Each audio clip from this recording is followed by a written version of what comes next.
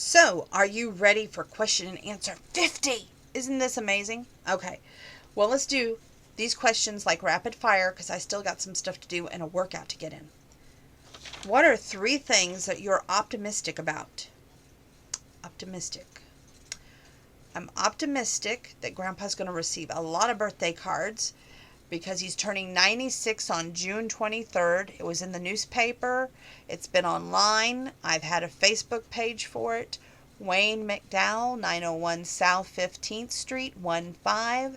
Mattoon, Mattoon, Illinois, 61938. There. Set on my YouTube channel. And I'm optimistic that we're going to have great fun because I have 20 door prizes for my people for Grandpa's party. And we're going to play a game called Who Knows Grandpa Best? Actually, Who Knows Wayne, but I couldn't get away with saying just that. So it's, Who Knows Grandpa Best? Then I'm also optimistic about me cooking. It's going to be great. What are you 3 things that you're pessimistic about?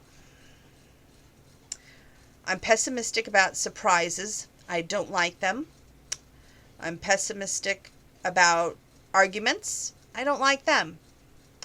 I'm pessimistic about losing control of anything.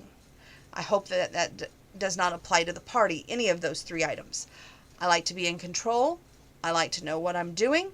I like to know who's going to be there and how it's going to play out. Right now, our family seems to be RSVPing with my mother and not me. My feelings are a little hurt. I got to say that. But I figure, okay, I paid for the pavilion. She can help out doing that. And I guess they're going to make homemade ice cream, Kinsey and my mom. And they're doing the cake. We're doing the meat. So we're getting the hamburgers and the hot dogs. We're also probably going to be doing several trips to the Dollar Tree. Grandpa doesn't know that yet, but the Dollar Tree and Aldi's, that's going to probably be where our chips come from because I haven't heard anybody say, hey, what chips you need? Now, our neighbor next door, she's a godsend. She's making the red, white, and blue cheesecake salad, and we're going to have that as well, so that'll be awesome. What are some of the phone calls that have changed your life? I'm going to say the phone calls that have changed my life. That I've had a lot of them. I've had 2 deaths of stepsisters, which I don't like that word. I like to call them sisters. I didn't really get to know Heather too well or Holly, but both of them were sisters. They passed on. Their last name Harmon. Then of course, my dad, Mike, passing, and I will never forget my mom saying he's gone, and I'm like, gone where, because I'm like, no, there's just no way, it's not real. And, of course, the conversation that Grandma had passed, that will be earth-shattering till the day I die myself, but there's just things like that are terrible. But I think the best phone call that I can recall, well, I've had a couple of them. I mean, I still have the tape where David Kirsch called me from Maui when he was there, thanks to Patty, and I don't remember her, Autry, that was her last name. And she got him to call my home phone and leave a message, and I kept that on tape, and I still have that. I have, I wish I had this one on tape, but when I called and it was complete for my credit card counseling. No more credit cards. I'm done. Those calls were good calls. Do you think you look younger than your age? Yes, and I have a good story on this. When my mom came in, this was probably the best part of getting my tooth pulled, and it's sad, but it's true. When my mom came in she sat at the foot while the dentist was over here and the hygienist was over here. Doctor goes, oh, Grandma's here today. Oh, my mom was upset about that. Tell you not. And he goes, well, isn't Donna 20? I mean, I think that's why Dr. Baumgartner didn't want to pull her tooth. That man, that's when he won me over as a patient. I hate to say it, but I'm going to be 42 in August. But He said, you look definitely in your 20s. I was like, I can do that. What is something you feel too young to do? Ah, too young to do. Be on Social Security. I'm too young to be on that. Which do you like best about yourself? Your appearance, your personality, or your intellect? I'm going to go with my personality because my appearance, I'm my own worst critic. Intellect, I don't go wits with anybody. But personality, sometimes if I'm in a good mood, I have a great personality.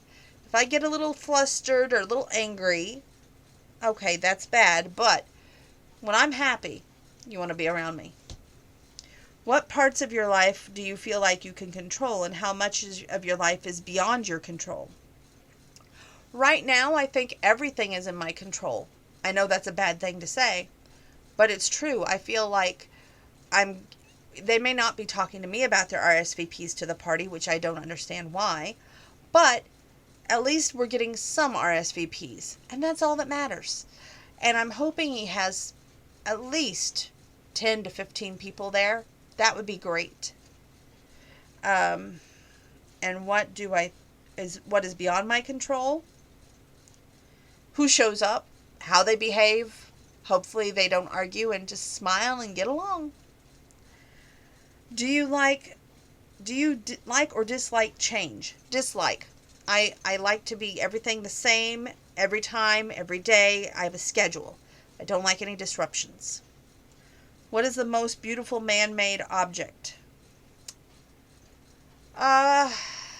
Beautiful man-made object.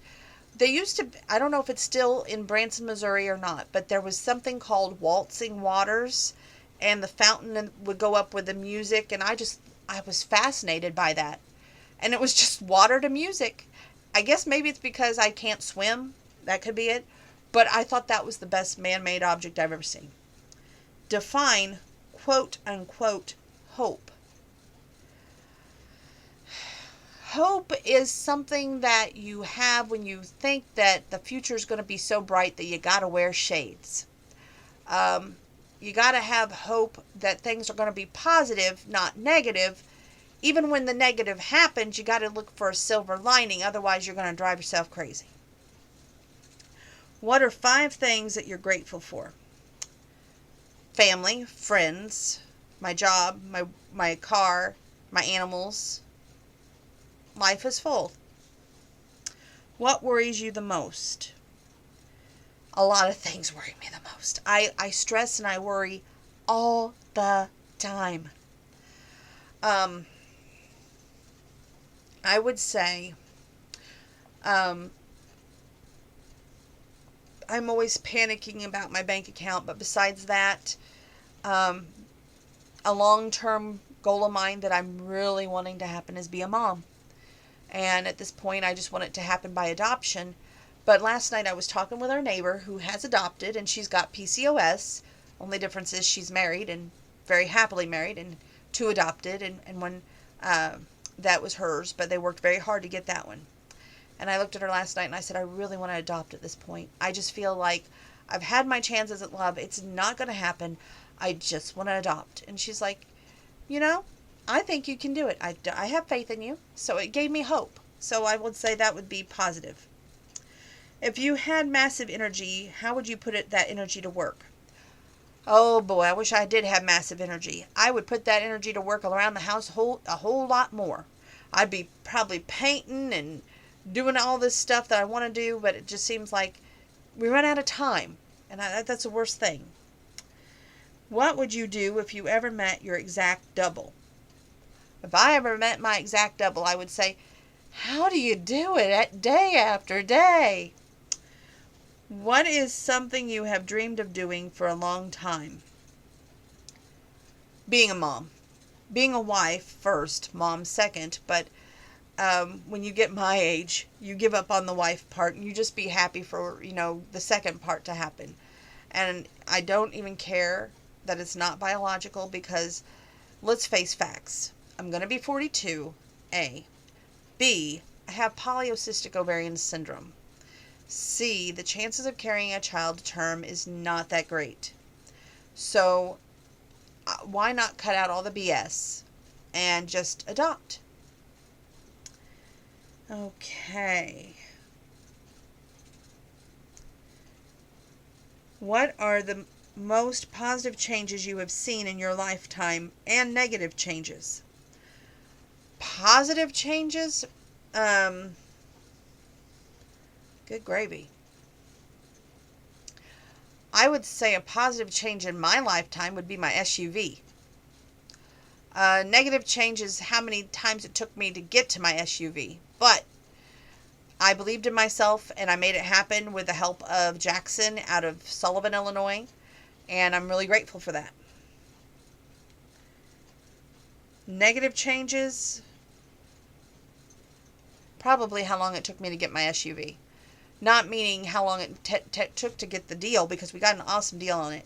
But I would say that it just took me forever to get an SUV because everybody was like going, why do you need an SUV? And I kept going, I need it for Grandma's wheelchair at the time. I needed it for the stepping stools. I needed it for our shopping convenience. When we travel, it seems like we always were needing everything in a kitchen sink. So it was definitely a necessity at that time. And it grew into now as a necessity since I want to have a family. Well, I've always wanted to have a family, but more so now that I'm getting older before it's too late. And Hoda is like, from the Today Show, is my goal of being able to adopt even at an older age, because I think now I'm wiser, I've experienced life, and I just know firsthand that I'm going to be an awesome mom. So, what would you do if you had $500 to spend on anything? I would put it on my grandma's funeral fund. No joke. And I just want to get that paid off ASAP because it's like a cloud over everybody's head.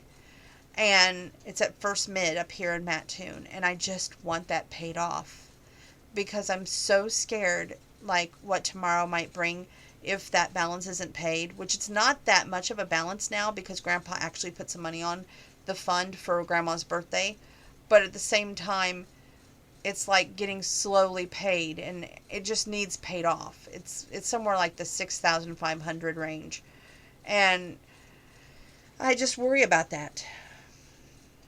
How do you feel when someone teases you? I shut down, I sink in my chair, and I don't respond. A lot of that has to do with bullying that I've experienced in my life, and I don't always respond when I should. And when I think of what I want to respond with, it's usually too late and I put too much thought into it after the fact, not while it's happening. And usually it's when something great has happened to me and I lose it that people tease me the most. What is the most precious thing, not precious person, that you have lost? I have lost a cell phone before. Never did find that cell phone, which I find odd. I have also lost a guardian angel necklace that my grandma got me for this last Christmas. That means the world to me, and I wish I could get that back. What bothers you most about your life? I've said it before, I'll say it again. That Grandma and Mike both, and even my sisters, didn't get to see me walk down the aisle.